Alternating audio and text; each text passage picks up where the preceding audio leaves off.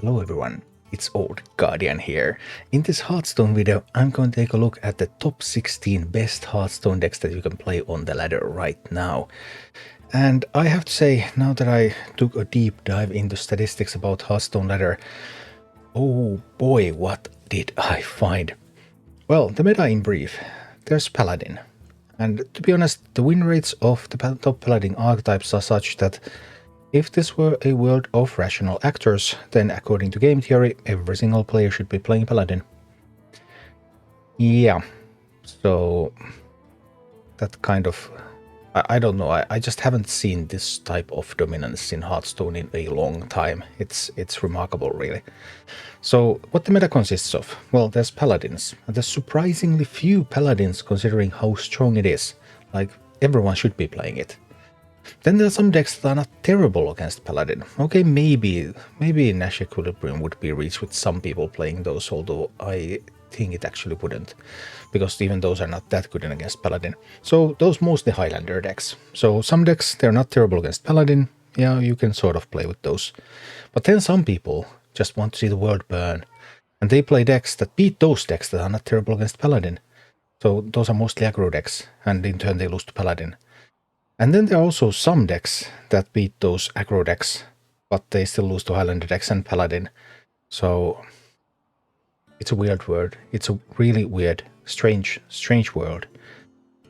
Anyway, let's take a look at the top 16 decks. According to statistics, all of these decks have a win rate above 50%, all the way to Legend. I am skeptical about that, especially thinking about what if I reach Diamond 1 and I'm facing 70% Paladins. Then probably you just want to play Paladin. But anyway, let's take a look. At number 16 we have Aggro Demon Hunter. There are two variants of Aggro Demon Hunter in existence. One of them uses Bibliomites, and it uses the Demon Hunter card that draws you a bunch of cards, the minion, the 4-mana minion, and the other one is just all in on the Blind Eye Sharpshooter. And it looks like the Blind Eye Sharpshooter list, this list that just makes the most of that, doesn't use those traditional Aggro Demon Hunter, the discard Demon Hunter cards, then this one looks to be slightly better. I mean, the difference is the other one is like straight 50 and this is like 51%, so yeah, not a huge difference, but just enough that over hundreds of games, this is more likely to be able to climb the ladder. And at number 15 we have a deck that, one of those decks that just refuses to die. It's Undead Priest. After all, how can you kill something that's already dead? So Undead Priest has its strengths, especially against Plague Death Knight, but it is bad against Paladin, and that is really keeping it down. Also, there is a more promising Priest archetype that has surfaced on the ladder over the last days, so Undead Priest is no longer even the best aggressive Priest deck. But if you have no new cards, you can play last expansion's Undead Priest and still do something on the ladder. And at number 14 we have Mech Rogue. I still had that text speak Mech Rogue, although that I suppose that doesn't make any sense because this is the only Mech Rogue that sees play anymore. The Mech Rogue deck has not changed during this expansion. It's still the Scourge Illusionist list that runs the big package of Thunderbringer that can then bring Neptulon and Krakatoa. And there's a couple of Mech Beasts here as well, so your beast draw that you get from Thunderbringer can be a weaker one as well. But anyway, this Scourge Illusionist package with the Thunderbringer is by far the best way to build Mech Rogue. Mech Rogue is semi-competitive, it has multiple good matchups, but it is weak against Paladin, and it's also pretty weak against Highlander Shaman, which is going to be another name that you will see frequently here because Highlander Shaman is the best Highlander deck in the game. So yeah, big Mech Rogue, another option that you can use if you don't have any new cards. These bottom ranks of the top list are really filled with old classics, aren't they? Because at number 13 we have yet another deck that refuses to die, which is Thaddius Warlock. Yeah, Thaddius was either nerfed or was it buffed? Who even knows anymore? Anyway, now it discounts the cards instead of making them cost a set amount. And Thaddius Warlock still remains playable, and it can still get some pretty big surprise Thaddius turns and then just roll over the game. Still happens. It's not even that bad against every single Paladin form. It is... Aggro Paladin is the weakest matchup for Thaddius Warlock. Aggro Paladin is the Paladin deck that it wants to see the least. It's not happy to see any Paladin decks, but it has some hope, surprisingly there, and that's why it somehow stays relevant. And at number 12 we have the new priest archetype, which is Naga Priest. And yeah, Naga Priest is actually, it's a real deck. It's strong against almost all of the ladder apart from Paladin and Highlander Shaman.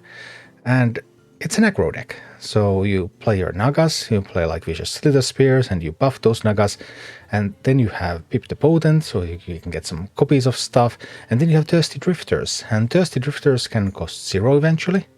And once they cost 0, you can use Power Chord Synchronize on them, and then that buffs it if you finale it, and then you get another buffed one at 0 cost, and then you can play that one too, and that way you can just get some really powerful early game boards, and then you just try to roll over the opponent and win. So yet another variant of Aggro Priest, and this one is looking stronger than the Undead Priest. Number 11 we have Arcane Hunter, which has experienced a bit of a resurgence, because Arcane Hunter is one of the decks that's being offered to new and returning players at the moment, and it is the strongest deck that's being offered to those players. It's actually a legend capable deck that is being offered to new players to the game and returning players, and yeah, it has a whole bunch of weaknesses, but it's still a playable deck. It still has its strengths as well, and probably piloted, this deck can get all the way to legend. And at number 10 we have the current best budget deck in this game, which is Treant Druid. As you can see, no epics, no legendary cards, just commons and rares. Treant Druid, very aggressive deck, can get some big boards and can buff them up, can beat up decks like Plague Death Knights and Rainbow Mages just by being aggressive, although it often falls short against Paladin, and that's really the main thing keeping Treant Druid in check. At number 9 we have one of the many Highlander decks that are being played on the ladder right now. So what do you make of that? 40 cards and then ETC spend, so 43 cards, and yikes, that's a lot of stuff.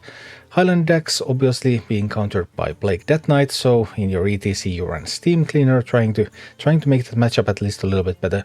And Highlander Blood Death Knight's main ticket to fame is that it's not bad against Paladin. Actually, none of its Paladin matchups can be considered to be majorly unfavored. Like, you're tiny bit, slightly unfavored.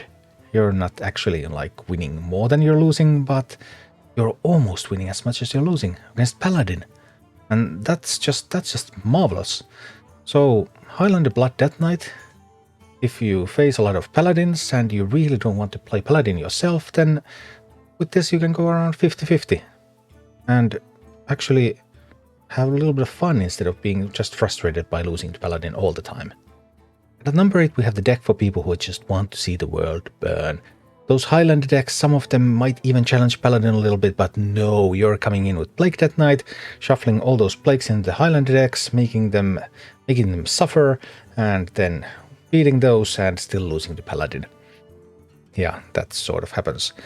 The deck has tried to take a little bit against Paladin as well. There's 2 copies of Hardcore Cultist. I like the list with 2 copies of Hardcore Cultist the most out of the Plague Death Knight lists right now, just because then you have some early game that you have some kind of chance against Paladin as well. At number 7 we have Rainbow Mage. Rainbow Mage survived the nerf. Enrage Warrior died. It didn't survive. Patient is dead. But Rainbow Mage survived the nerf, and Rainbow Mage's main ticket to fame is that it's not hopeless against Paladin. Yeah, it actually has a couple of other good matchups as well, like Death Knights, Rogues, Warlocks. It has a bunch of weaknesses against some aggressive decks and some decks that just put on too much pressure. But this is a deck that you can also play if you face a lot of Paladins and you want to win like a little bit less than half of your games. Then Rainbow Mage.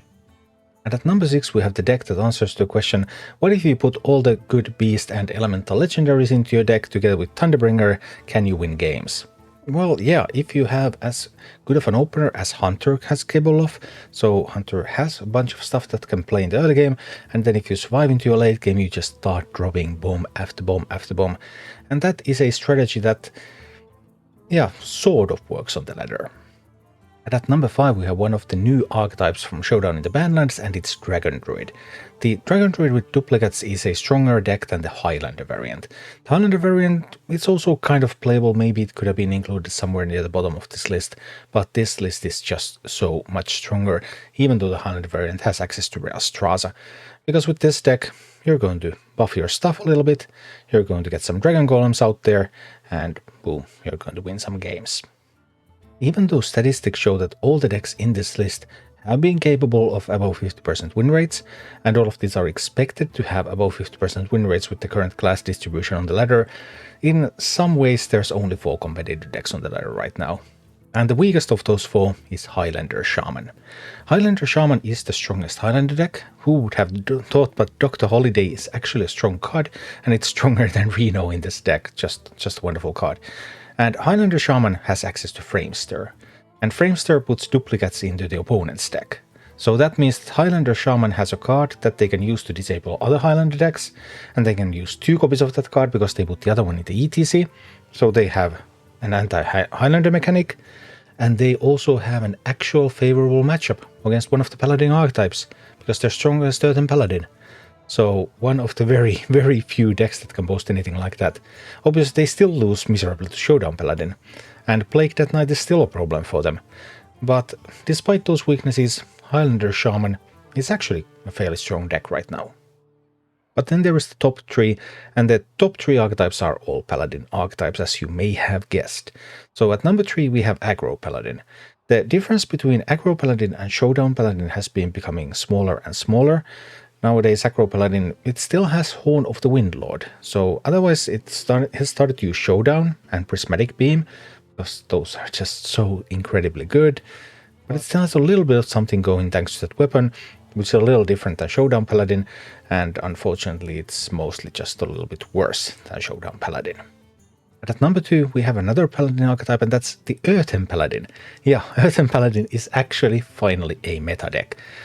You can use Disciple of Amethys, you can use Stoneheart King, you can make some big Earthen, you can Keeper Strength those big Earthen, you can even use your Amethys, and it's pretty wonderful really. Earthen Paladin finally in the meta.